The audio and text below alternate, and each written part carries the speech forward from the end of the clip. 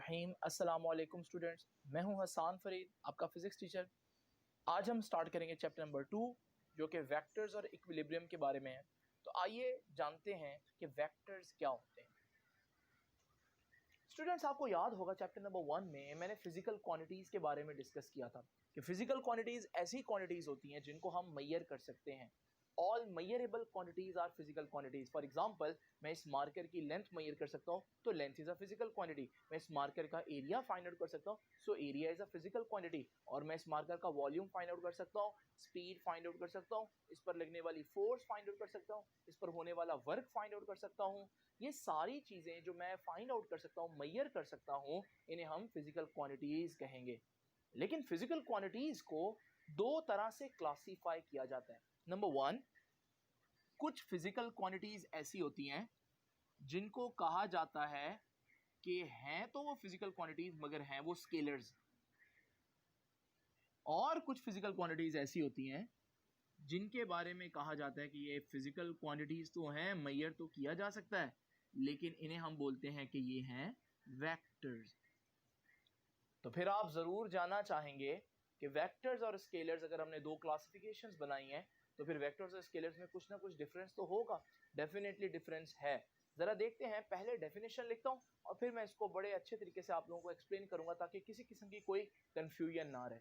ये देखिए जी, जब हम स्केलर्स को मैयर करते हैं तो हमारे लिए दो चीज़ें इंपॉर्टेंट होती हैं बस, ठीक है। तो स्केलर्स की डेफिनेशन ये होगी कि व्हाट आर स्केलर्स?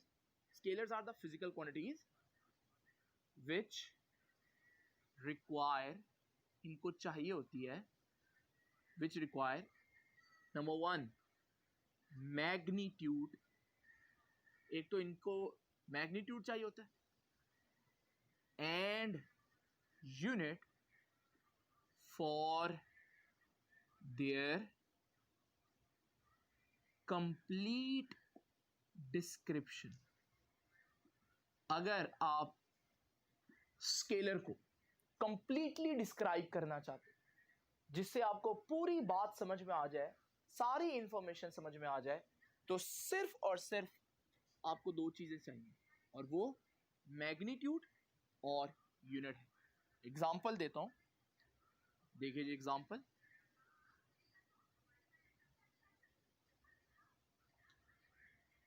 एग्जांपल में हमारे पास डिस्टेंस एक स्केलर क्वांटिटी है। कैसे स्केलर क्वांटिटी है? जब भी मैंने डिस्टेंस बताना हो कि मैंने कितना ट्रैवल किया, मैं आपको बताऊंगा कि भाई मैंने 50 मीटर्स ट्रैवल किया। इस 50 मीटर्स के अंदर ये 50 क्या है? मैग्नीट्यूड। और मीटर्स क्या है? यूनिट। और आपको पूरी बात कन्वे हो गई, आपको सब समझ भी आ गया। इसका मतलब ये हुआ कि हमारे पास डिस्टेंस एक स्केलर चीज है जिसके कंप्लीट डिस्क्रिप्शन के लिए, मीनिंगफुल डिस्क्रिप्शन के लिए सिर्फ दो चीजें बताना जरूरी है, मैग्नीट्यूड और यूनिट।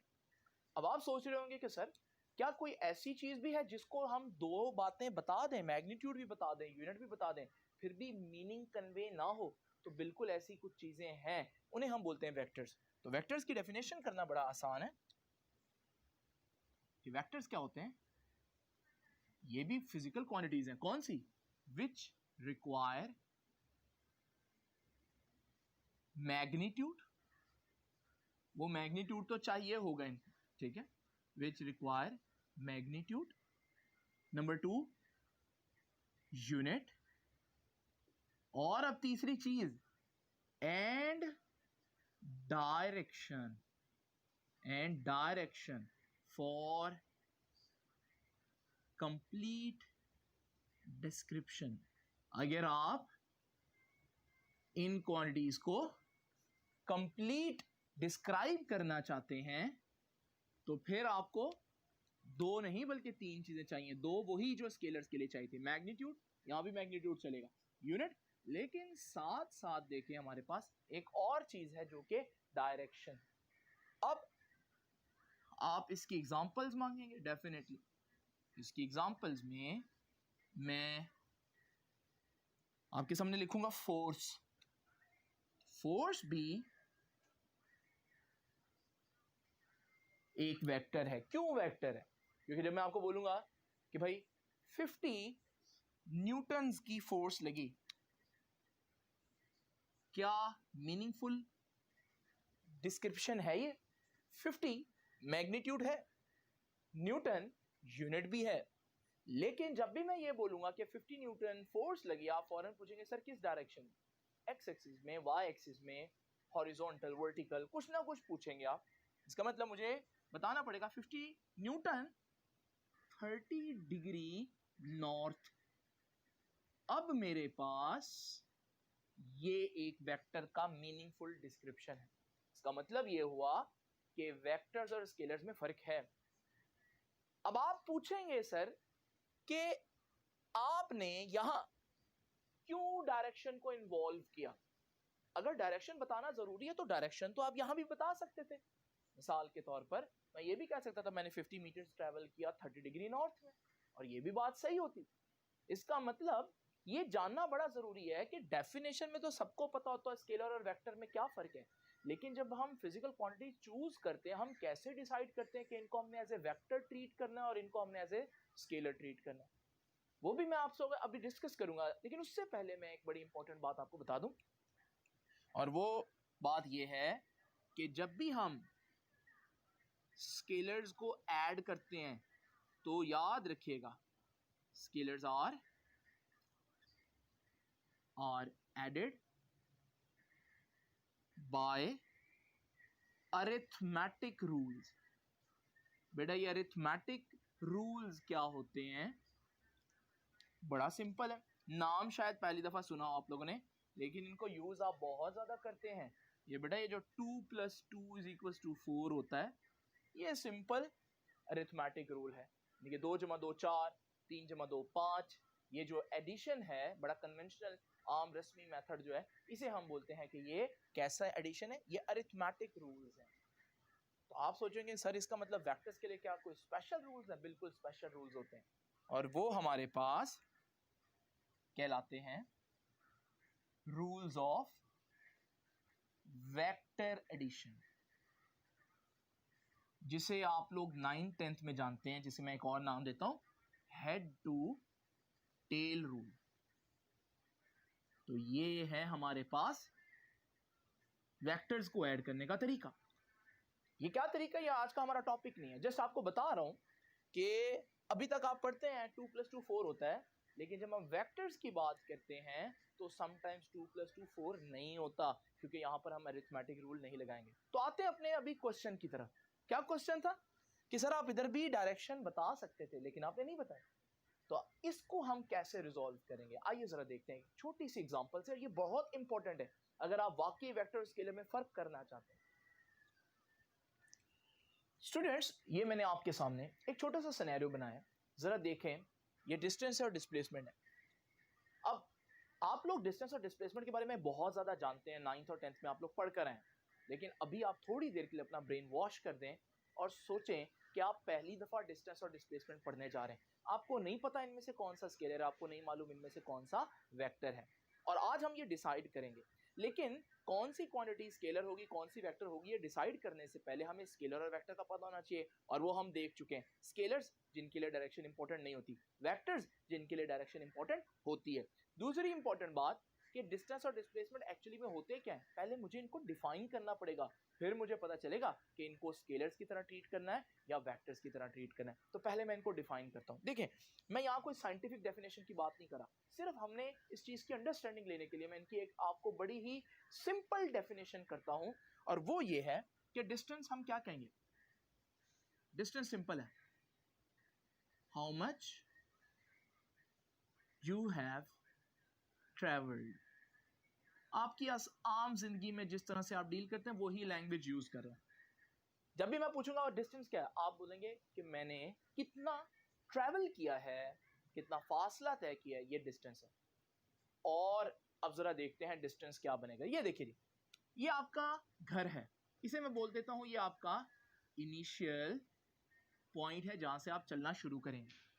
ये 1 किलोमीटर के मैंने आपके सामने जो मार्क्स लगाए हैं, आप यहां से चले, मैं पूछता हूं भाई डिस्टेंस कितना हुआ, आप कहेंगे क्या डेफिनेशन बताइए, how much you have travelled, you have travelled nothing, तो आप कहेंगे डिस्टेंस 0 मीटर्स है या 0 किलोमीटर्स है। अब जरा देखिए, आप यहां से यहां पर आ गए, जब आप यहां पर आएंगे मैं आपसे पूछूंगा बताएं भी डिस्टेंस, आप देखेंगे डिस्टेंस, अच्छा डेफिनेशन देखेंगे, डेफिनेशन क्या है, कितना चले हैं आप, तो कितना चले आप यहां से यहां तक 1 किलोमीटर, आप कहेंगे सर डिस्टेंस हुआ 1 किलोमीटर।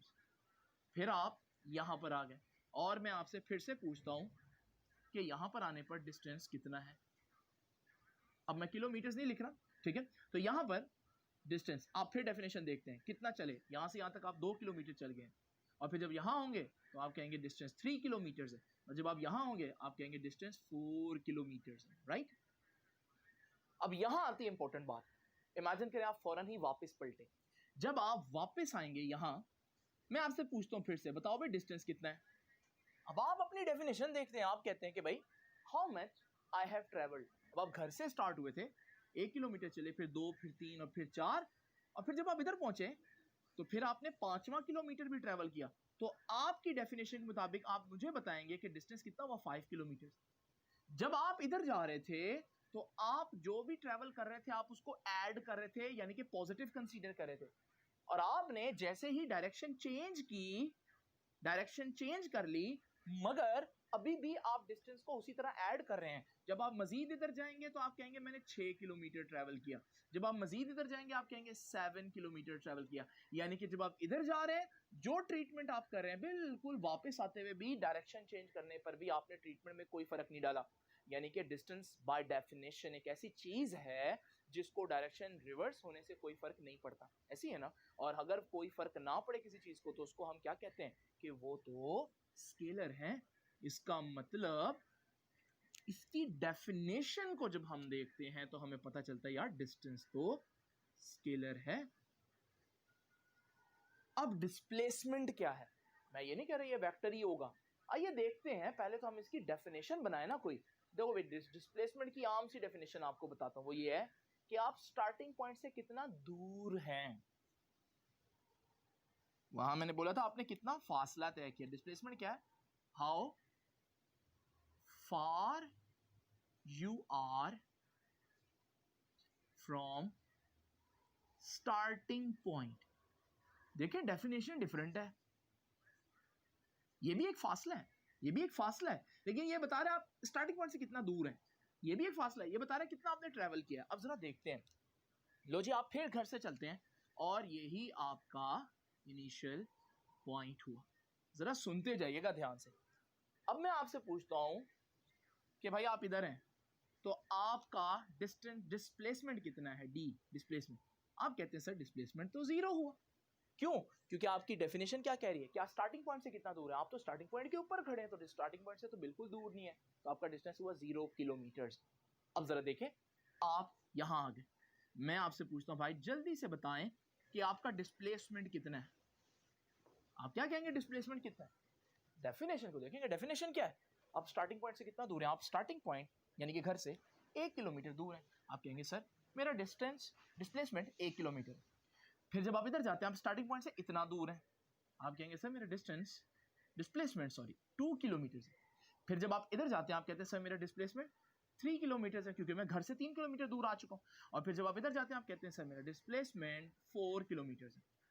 आप कहेंगे सर ये तो बिल्कुल वही चीज होगी जो डिस्टेंस है, जैसे आप यहाँ ट्रैवल कर रहे थे 1 किलोमीटर 2 किलोमीटर 3 किलोमीटर 4 किलोमीटर, और फिर यहाँ पर भी आप वही सिनेरियो बना रहे हैं, आप बिल्कुल सही हैं। और अब जरा देखते हैं कि जब ये शख्स मुड़ेगा तो क्या सिस्टम होगा।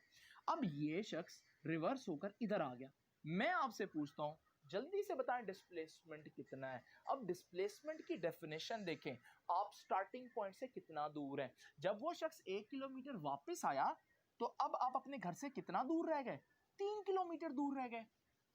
और इसका मतलब ये हुआ कि जैसे ही उस शख्स ने डायरेक्शन रिवर्स की, पहले मैं 1 किलोमीटर ऐड कर रहा था, लेकिन अब मैंने क्या किया, जो किलोमीटर उसने वापसी के रास्ते में कवर किया मैंने उसको नेगेटिव कंसीडर किया और निकाल दिया, सब्ट्रैक्ट कर दिया। इसका मतलब ये हुआ कि डिस्प्लेसमेंट की डेफिनेशन इस तरह से है कि अगर आप डायरेक्शन रिवर्स करेंगे तो आपके फासले जो आप तय करेंगे वो नेगेटिव कंसीडर होंगे, यानी कि ये ऐसा डिस्टेंस है, ऐसा फासला है जिसको डायरेक्शन रिवर्स होने से फर्क पड़ता है, वो नेगेटिव हो जाता है। और जिसको डायरेक्शन रिवर्स होने से फर्क पड़े क्या बोलते हैं उसको, स्केलर बोलते हैं, वेक्टर बोलते हैं, वेक्टर बोलते हैं। तो हम कहेंगे कि बाय डेफिनेशन डिस्प्लेसमेंट एक कैसी क्वांटिटी है, वेक्टर, क्योंकि अगर हम स्केलर की तरह ट्रीट करें तो इसकी डेफिनेशंस पर सही आंसर नहीं आएंगे। तो ये देखिए हमारे पास, आप मजीद इधर आते हैं, मैं कहता हूँ डिस्प्लेसमेंट कितना है, आप फिर ये 1 किलोमीटर जो आपने ट्रैवल किया आप निकाल देंगे, आप कहेंगे सर अब स्टार्टिंग पॉइंट से मैं 2 किलोमीटर दूर हूँ, तो यहाँ आपका डिस्प्लेसमेंट 2 किलोमीटर, और फिर यहाँ आपका डिस्प्लेसमेंट 1 किलोमीटर, और फिर जब आप स्टार्टिंग पॉइंट पर आएंगे डिस्प्लेसमेंट 0 हो जाएगा।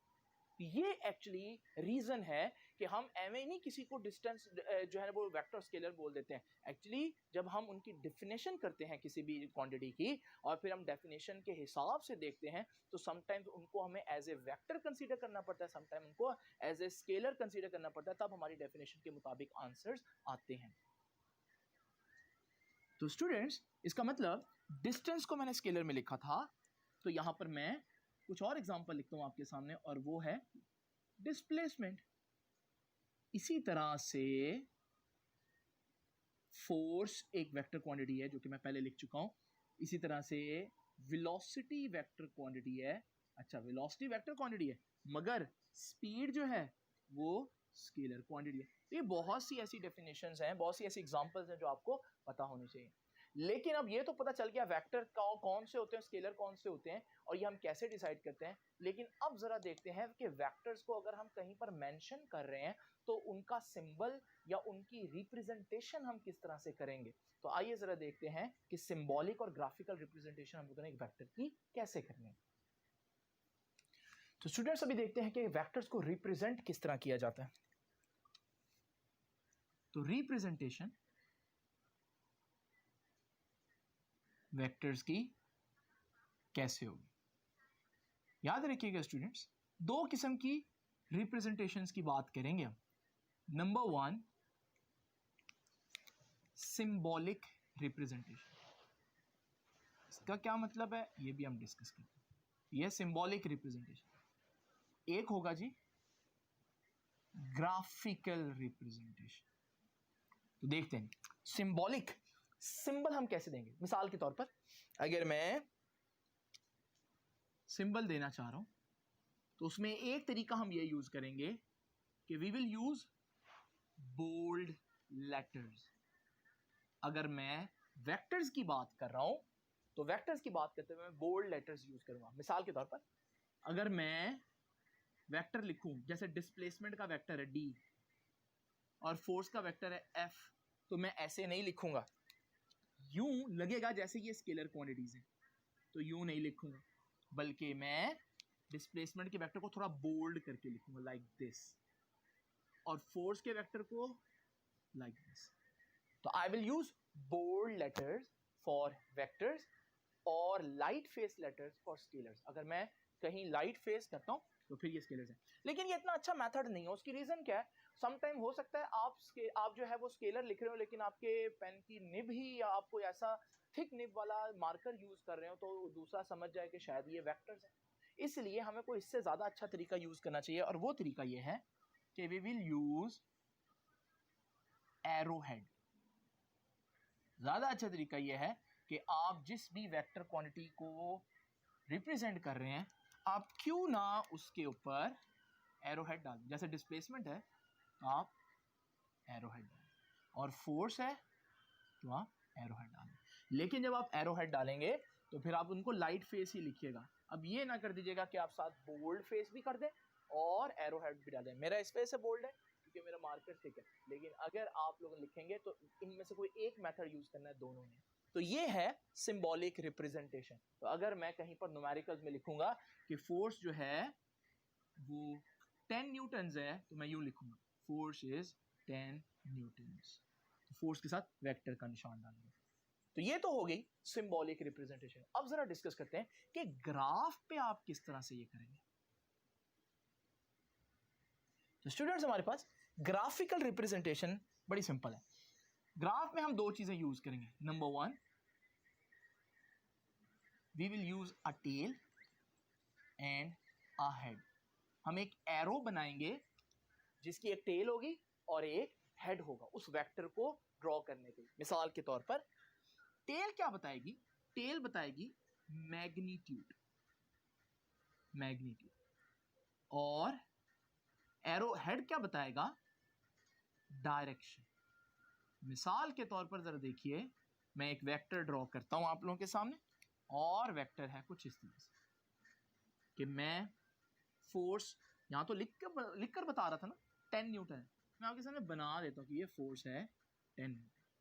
तो ये जो टेल है ये उसका 10 न्यूटन का मैग्नीट्यूड 10 शो करे, और ये जो हेड है ये इस डायरेक्शन में, इसका मतलब बता रहा है कि फोर्स इधर को लग रही है। और अगर मैग्नीट्यूड कम होगा तो आप उस वेक्टर को डेफिनेटली छोटा बनाएंगे, जैसे ये इससे हाफ साइज में है, जिसका मतलब ये बता रहा है कि फोर्स उधर कोई लग रही है लेकिन कितने न्यूटन? 5 न्यूटन। तो टेल की जो लेंथ है वो क्या बताएगी? टेल की लेंथ बताएगी कि उसका मैग्नीट्यूड कितना है। यहाँ एक बड़ी इंपॉर्टेंट बात जरा तवज्जो कीजिएगा, मिसाल देता हूँ। हमारे पास अगर मैं यहाँ से फैसलाबाद तक जाता हूँ और मैं 300 किलोमीटर ट्रैवल करता हूँ, और मैंने इसको वेक्टर ड्रॉ करना है कि मैंने 300 किलोमीटर डिस्प्लेसमेंट कवर किया, तो 300 किलोमीटर तो आपकी बुक के ऊपर, आपकी कॉपी के ऊपर आ ही नहीं सकता। इस सूरत में हम क्या करते हैं? We choose a suitable scale. हम एक सूटेबल स्केल चूज करें, एक ऐसा स्केल चूज करेंगे जिससे हम उस चीज को ड्रॉ कर सकें। मिसाल के तौर पर मैं यहां पर कहता हूं कि सपोज करें, एग्जांपल दे रहा हूं कि 1 सेंटीमीटर का मतलब है 100 किलोमीटर। तो अगर मैंने लाहौर से फैसलाबाद तक का वेक्टर ड्रॉ करना है, तो मैं सिंपल क्या करूंगा? 1 सेंटीमीटर 100 किलोमीटर, मैंने 300 किलोमीटर ट्रैवल किया, तो मैं 3 सेंटीमीटर लंबी टेल बनाऊंगा उसकी। तो ये हमारे पास एक सूटेबल स्केल भी बहुत इंपॉर्टेंट होता है। लेकिन अब यहां इंपॉर्टेंट बात यह है कि क्या सिर्फ इतना डाटा काफी है अगर आप वेक्टर्स को ड्रॉ करना चाहते हैं? तो बिल्कुल ऐसा नहीं है। उसकी रीजन मैं भी आप लोगों को बताता हूं। तो स्टूडेंट्स अब जरा देखिएगा हमारे पास अगर मैं आपसे एक क्वेश्चन पूछूं, मैं आपको ये सारी इंफॉर्मेशन दे देता हूं जैसे मैंने पहले बताया कि आपके पास एक फोर्स है, फोर्स को छोड़ते हैं हम इसको डिस्प्लेसमेंट समझ लेते हैं। मैं आपको कहता हूं भाई 50 मीटर 30 डिग्री नॉर्थ में जाना और आप मेरे घर तक पहुंच जाएंगे। क्या आप पहुंच जाएंगे? ऐसा नहीं होगा। उसकी रीजन क्या है? क्योंकि अगर आप 50 मीटर ट्रैवल करेंगे 30 डिग्री नॉर्थ, आपको सारी चीजें मैंने बताई हैं, लेकिन मैंने एक बात नहीं बताई, और वो क्या है? वो ये कि भाई हमने स्टार्ट कहां से करना है। जब मैं आपको ये कहूंगा कि भाई जब आप डाक खाने के पास आ जाओ, पोस्ट ऑफिस के पास आ जाओ, फिर आपने 30 डिग्री नॉर्थ और 50 मीटर्स ट्रैवल करना है, फिर ये चीज आपकी समझ में आएगी और आप मेरे घर तक पहुंचेंगे। तो यानी कि हमें कोई एक रेफरेंस पॉइंट जरूर चाहिए ताकि हम वहां से स्टार्ट करें। तो अब जरा देखते हैं वो रेफरेंस पॉइंट क्या है। ये देखिए स्टूडेंट्स, हमारे पास वेक्टर्स को ड्रॉ करने से पहले हम दो हॉरिजॉन्टल और वर्टिकल लाइंस ड्रॉ करते हैं, और ये दो हॉरिजॉन्टल और वर्टिकल लाइंस जो हैं उन्हें हम बोलते हैं कि ये एक्स एक्सिस और वाई एक्सिस। याद रखिएगा, हम एक्स एक्सिस की जो राइट साइड पर वैल्यूज हैं पॉजिटिव वैल्यूज लेंगे, और एक्स एक्सिस की लेफ्ट वैल्यूज को नेगेटिव वैल्यू कंसीडर करेंगे। इसी तरह से वाई एक्सिस पर जो अपवर्ड वैल्यूज हैं उनको हम पॉजिटिव कंसीडर करेंगे, और वाई एक्सिस पर जो डाउनवर्ड वैल्यूज हैं उनको हम नेगेटिव कंसीडर करेंगे। तो ये है हमारे पास एक ऐसा सिस्टम जिसमें हमने एक्स एक्सिस और वाई एक्सिस बनाया। याद रखिएगा, एक्स एक्सिस और वाई एक्सिस जिस पॉइंट पर मिलते हैं ये पॉइंट कहलाता है ओरिजिन, और ज्यादातर वेक्टर्स हम इसी पॉइंट के रेफरेंस से ड्रॉ करते हैं। तो वो जो मैं रेफरेंस पॉइंट की बात कर रहा था वो हमारा ये रेफरेंस पॉइंट है, इसे हम बोलते हैं कि ये ओरिजिन। अब दूसरी इंपॉर्टेंट बात यहां देखने वाली है, वो ये है कि ये जो पूरा हमारा सिस्टम है इसको हम दो नाम देते हैं जो कि आप लोगों ने ऑब्जेक्टिव के लिए याद रखने। पहला नाम देते हैं कि रेक्टेंगुलर कोऑर्डिनेट सिस्टम,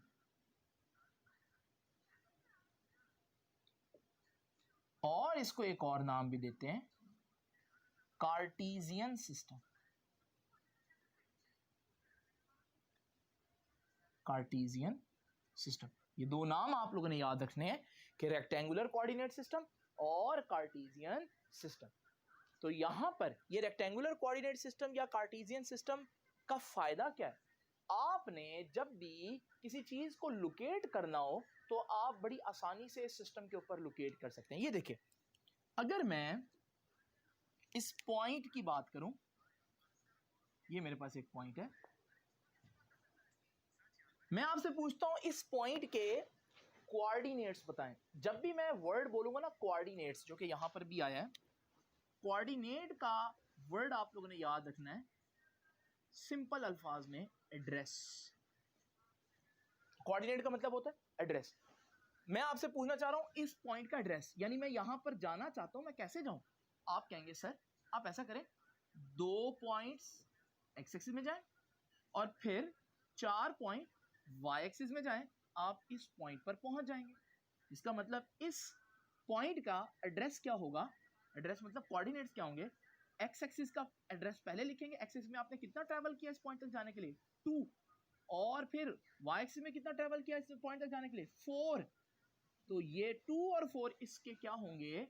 कोऑर्डिनेट्स। यहां से हम एक और अंदाजा लगा सकते हैं, ये जो ओरिजिन है इसके फिर कोऑर्डिनेट्स क्या बनेंगे? इसके कोऑर्डिनेट्स तो 0 0 होंगे, क्योंकि आप ऑलरेडी इसी पॉइंट पर खड़े हैं और इसी पॉइंट पर जाने के लिए आपको कुछ भी ट्रैवल नहीं करना, ना ही एक्स एक्सिस में ना ही वाई एक्सिस में। तो जब भी मैं किसी चीज के कोऑर्डिनेट्स पूछूंगा तो आप लोग देखेंगे कि उसमें आप एक्स एक्सिस में कितना ट्रैवल करेंगे और वाई एक्सिस में कितना ट्रैवल करेंगे। ये है हमारे पास कोऑर्डिनेट सिस्टम, जिसे हम कार्टेशियन सिस्टम कहते हैं। इसको समझना बहुत इंपॉर्टेंट है। रेक्टेंगुलर का वर्ड क्यों आया और कोऑर्डिनेट का क्यों आया? कोऑर्डिनेट, इससे आप किसी भी पॉइंट का एड्रेस आसानी से बता सकते हैं किसी को। दूसरा इंपॉर्टेंट बात, रेक्टेंगुलर का मतलब क्या है? रेक्टेंगल का मतलब होता है 90 डिग्री, तो दोनों एक्सिस एक दूसरे को 90 डिग्री पर कट गए। अब जरा देखिए नेक्स्ट इंपॉर्टेंट बात, यहां डेफिनेशन आती है एक बड़ी इंपॉर्टेंट, और वो डेफिनेशन है प्लेन वेक्टर। प्लेन वेक्टर, ये प्लेन वेक्टर क्या होता है इसको भी मैं आप लोगों के सामने एक्सप्लेन करता हूं, लेकिन आइए इसको हम एक आसान सी एग्जांपल से जरा देखते हैं। स्टूडेंट्स ये देखिए, हमारे पास एक तितली जो है, एक बटरफ्लाई जो है, वो दीवार पर बैठी। मैं इस बटरफ्लाई का एक वेक्टर ड्रॉ करना चाहता हूं ताकि मुझे पता चले कि ये बटरफ्लाई एग्जैक्ट किस जगह पर है। सबसे पहले तो मेरे पास एक्स एक्सिस और वाई एक्सिस होने चाहिए। अब मुझे मालूम है कि अगर इस तितली तक पहुंचना है तो अगर मैं दीवार पर थोड़ा सा एक्स एक्सिस में जाऊं और फिर वर्टिकल वाई एक्सिस में जाऊं तो मैं इस पॉइंट तक पहुंच जाऊंगा। यानी कि इस तितली का एड्रेस जो है उसके लिए कितने पॉइंट्स जरूरी हैं? तो आप कहेंगे सर 2 पॉइंट्स, एक एक्स एक्सिस और एक वाई एक्सिस। और फिर मैं ये वेक्टर बनाऊंगा। ये वेक्टर सिर्फ 2 पॉइंट्स की मदद से बना है, यानी इस वेक्टर के लिए 2 कोऑर्डिनेट्स और 2 एक्सिस, एक्स एक्सिस और वाई एक्सिस इंपॉर्टेंट है। ऐसा वेक्टर जो सिर्फ 2 एक्सिस से बन जाए उसे हम बोलते हैं ये एक 2D वेक्टर है या प्लेन वेक्टर है। तो what is a plane vector? Number 1 उसके लिए जरूरी है 2 कोऑर्डिनेट्स और 2 ही एक्सिस चाहिए होते हैं। प्लेन वेक्टर का एक और नाम याद रखिएगा, 2D वेक्टर। 2D वेक्टर क्यों भला बोला इसको 2D वेक्टर? नाम बता रहा है 2D, 2 डायमेंशंस, 2 एक्सिस। अब जरा देखिए, जैसे मैंने वो एग्जांपल लिए भी, तो मैं ये एक वेक्टर ड्रॉ करता हूं। ये कैसा वेक्टर है? आप देखेंगे कि इस वेक्टर को, सिर्फ इस वेक्टर के लिए 2 एक्सिस चाहिए, 2 और 4। तो हमारे पास ये एक 2D वेक्टर है या एक प्लेन वेक्टर है। यहां ये एंगल बहुत इंपॉर्टेंट है। तो ये एंगल जो है इसे हम बोलते हैं थीटा। तो इसका मतलब प्लेन वेक्टर के 2 कोऑर्डिनेट्स होंगे, 2 एक्सिस होंगे और एक एंगल थीटा होगा। थीटा को ऐसे लिखते हैं, और ये थीटा क्या कोई भी एंगल हो सकता है? हरगिज नहीं। थीटा की एक बड़ी ही जो कह लें स्ट्रिक्ट डेफिनेशन है, वो डेफिनेशन कुछ इस तरह से कि theta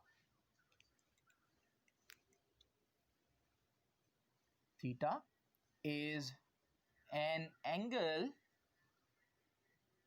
which a vector makes from, अब ये अगली बात जरा ध्यान से सुनिएगा, from positive x axis in anti-clockwise direction. यानी कि अगर मैं यहां से एक एंगल बना दूं, ये वेक्टर है और इस वेक्टर तक मैं एक एंगल बनाता हूं, ब्लैक में शो करूंगा ये, क्या मैं इसको थीटा बोल सकता हूं? है तो ये एक्स एक्सिस से वेक्टर तक, लेकिन ये कौन सा एक्स एक्सिस है? ये तो नेगेटिव एक्स एक्सिस है, लेफ्ट वाला। इसका मतलब नेगेटिव एक्स एक्सिस से नहीं, वो क्या कह रहा है, दो शर्तें बता रहा है, पॉजिटिव एक्स एक्सिस से और एंटी क्लॉकवाइज। तो पॉजिटिव एक्स एक्सिस ये है और ये देखिए एंटी क्लॉकवाइज, घड़ी के ऑपोजिट डायरेक्शन में ऐसे ही जाएगा ना, तो ये थीटा है, ये थीटा नहीं होगा। तो इसका मतलब मैथमेटिक्स में तो आप किसी भी एंगल को थीटा कह सकते हैं ना, लेकिन फिजिक्स में आप किसी भी एंगल को थीटा नहीं कह सकते, बल्कि बड़े स्पेसिफिक एंगल है जिनको आप थीटा बोल सकते हैं, और वो एंगल जो है वो पॉजिटिव एक्स एक्सिस से बनेगा और एंटी क्लॉकवाइज डायरेक्शन में बनेगा। आप आज की आखिरी बात डिस्कस करते हैं और वो है कि प्लेन वेक्टर की जगह कोई और वेक्टर भी होता है, तो जरा देखते हैं। स्टूडेंट्स, फिर से इमेजिन करें कि हमारे पास एक तितली है, लेकिन ये तितली जो है ये दीवार पर बैठी नहीं है, बल्कि दीवार से थोड़ा सा आगे उड़ रही है और मैं इस तितली तक पहुंचना चाहता हूं। आपको मालूम है पहले तो मेरे पास एक्सिस होने चाहिए, एक्स एक्सिस, वाई एक्सिस, और यहां पर मुझे एक और एक्सिस चाहिए होगा, वो मैं बताता हूं क्यों। अब जरा देखिए, मैं एक्स एक्सिस में गया और फिर मैं वाई एक्सिस में ऊपर जाऊंगा। जब मैंने देखा मैं वाई एक्सिस में भी चला गया हूं, लेकिन मैं तितली तक नहीं पहुंचा। इसका मतलब दो कोऑर्डिनेट्स काफी नहीं है, तो मुझे क्या करना पड़ेगा, मुझे इस प्लेन से बाहर को ट्रैवल करना पड़ेगा, यानी कि z एक्सिस में ट्रैवल करना पड़ेगा, फिर जाकर मैं तितली तक पहुंचूंगा। इस सूरत में इसके तीन कोऑर्डिनेट्स हुए, x एक्सिस का एड्रेस बताएगा, y एक्सिस का, और z कोऑर्डिनेट z एक्सिस का एड्रेस बताएगा। और ऐसा वेक्टर अगर मैं ड्रॉ करूंगा तितली तक, ये ऐसा वेक्टर है जो तीन एक्सिस की मदद से या तीन कोऑर्डिनेट्स की मदद से ड्रॉ हुआ है, इसे मैं 2D वेक्टर नहीं कह सकता, इसे मैं 3D वेक्टर कहूंगा, और इसका एक और नाम है स्पेस वेक्टर। स्पेस से बच्चे कंफ्यूज हो जाते हैं कि शायद ये स्पेस में बनता है वेक्टर, ऐसा नहीं है, बल्कि ये स्पेस वेक्टर इस वजह से क्योंकि ये 3D वेक्टर है। दूसरी बात, अगर आप यहां पर एंगल्स देखेंगे तो इसका एक एक्स एक्सिस से एंगल बनेगा, एक वाई एक्सिस से बनेगा और एक जेड एक्सिस से बनेगा, और इनको हम अल्फा, बीटा और गैमा का नाम देंगे। तो 2D वेक्टर के लिए सिर्फ एक एंगल थीटा चाहिए था, लेकिन इसके लिए हमारे पास तीन एंगल चाहिए, अल्फा, बीटा और गैमा। तो इसका मतलब अगर मैं बताऊं कि एक प्लेन वेक्टर क्या है, तो बड़ी सिंपल बात है कि एक प्लेन वेक्टर बेसिकली एक 3D वेक्टर है। इसके लिए कितने कोऑर्डिनेट्स चाहिए? 3 कोऑर्डिनेट्स चाहिए, और इसके लिए 3 एक्सिस भी चाहिए, एक्स वाई जेड, और इसके लिए 3 एंगल्स चाहिए जिनको अल्फा, बीटा और गैमा बोलेंगे। याद रखिएगा, अल्फा कहां से बनेगा? एक्स एक्सिस से। बीटा कहां से बनेगा जी? वाई एक्सिस से। और गैमा जेड एक्सिस। स्टूडेंट्स, आज की आखिरी बात बता दूं, आपके सामने फिर से रेक्टेंगुलर कोऑर्डिनेट सिस्टम ड्रॉ करता हूं, लेकिन 3D के लिए। अब दो axis, X axis, Y axis, और तीसरा एक्सिस जेड एक्सिस। तो ये एक्स, वाई एक्सिस और जेड एक्सिस। लेकिन स्टूडेंट्स, ये एक्सिस इधर को नहीं है, ये एक्चुअली में out of the whiteboard है। यानी अगर मैं 3D में इमेजिन कर रहा हूं, ये तीनों जो है ना एक्सिस इस तरह से, और ये तीनों एक दूसरे पर 90 डिग्री है, देख रहे हैं ना आप। लेकिन अब मसला क्या है कि मैं एक्चुअली में इस वेक्टर को इधर बना नहीं सकता, इसलिए से मैं इसको इधर बना देता हूं। तो ये एंगल ऐसे लगता है जैसे ये 90 नहीं है। अगर आप 3D में देख रहे थे जैसे जो मैंने अभी दिखाया उसमें ये सारे एंगल 90 है। तो X axis, Y axis, Z axis तीनों 90 डिग्री पर है। और आखिरी बात ये आपको बताता चलूं कि यहाँ पर बच्चे एक और कंफ्यूजन देखते हैं। बच्चे कहते हैं सर बुक में गलती है। भला क्या सर? इधर एक्स एक्सिस इधर बना हुआ है और ये वाई एक्सिस है, और इवन समटाइम एक्स एक्सिस इसको बोल देते हैं। ये गलती नहीं है बच्चों। एक्स वाई जेड सिर्फ हमने नाम देने, इससे कोई फर्क नहीं पड़ता। हम एक्स वाई जेड जो है इसको एक्स नाम दे दें, वाई इसको नाम दे दें, कोई प्रॉब्लम नहीं है इसमें। तो समटाइम आपको बुक जो है वो हॉरिजॉन्टल एक्सिस को एक्स नहीं बोलेगी, तो आप लोगों ने परेशान नहीं होना। ये एक सिंपल कन्वेंशन है, इसको हम चेंज भी कर सकते हैं। ये था हमारा आज का आर्टिकल। आई होप कि आपको थोड़ा सा क्लैरिटी हुई होगी कि वेक्टर्स और स्केलर्स में बेसिक डिफरेंस है किस चीज़ का, और वेक्टर्स को ड्रॉ करने के लिए क्या चीज़ें इंपॉर्टेंट है। तो ये कोऑर्डिनेट्स और ये सारी चीज़ें आपको पता होनी चाहिए। नेक्स्ट टाइम हम पढ़ेंगे वेक्टर्स की कुछ बड़ी ही फेमस टर्म्स और वेक्टर्स की टाइप्स को, और आपसे मुलाकात होगी नेक्स्ट लेक्चर में। तब तक के लिए अल्लाह हाफिज़।